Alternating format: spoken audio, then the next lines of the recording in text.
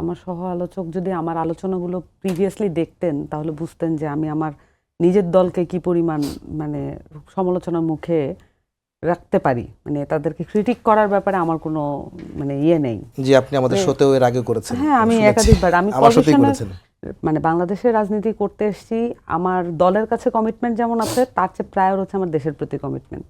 কিন্তু আমার কাছে মাঝে মাঝে বিএনপির নেতাকর্মীদের কথা শুনলে মনে হয় যে আমরা কি আরেকটা বাকস্বাধীনতাহীন সমাজে প্রবেশ করতে যাচ্ছি কিনা। কারণ দলকে আসলে ওন করাটা এই মাত্রায় এটা ভালো, ইউনিফাইড দেখায়, কিন্তু এই মিথ্যা ঐক্য দিয়ে কি হবে?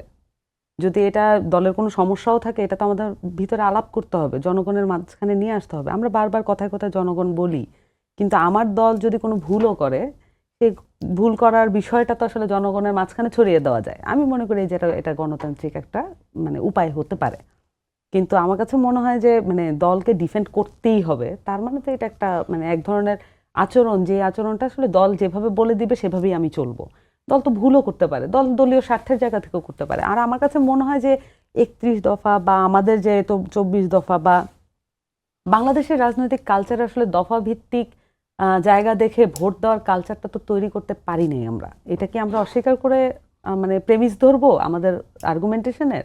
কারণ বিষয়টা হচ্ছে যে আমি জানি ডেফিনেটলি রবি ভাই, আমি তার এলাকায় থাকি, আমি খুব ভালো করে জানি রবি ভাইয়ের অনেক পপুলারিটি আছে আমার এলাকায়। কিন্তু ফ্যাক্ট ইজ দ্যাট যে রবি ভাই মানুষটা কেমন ওইটাই আসলে সবার মুখে শুনি, কিন্তু আসলে রবি ভাইয়ের পলিটিক্সটা কি এইটা কিন্তু মানে আলাদা না। বিএনপি এই কালচার তো আসলে বাংলাদেশে গড়ে ওঠে বাংলাদেশে নাই, এবং এটা সমস্যা সালেন ভাই, এটা একটা খুব বড় সমস্যা।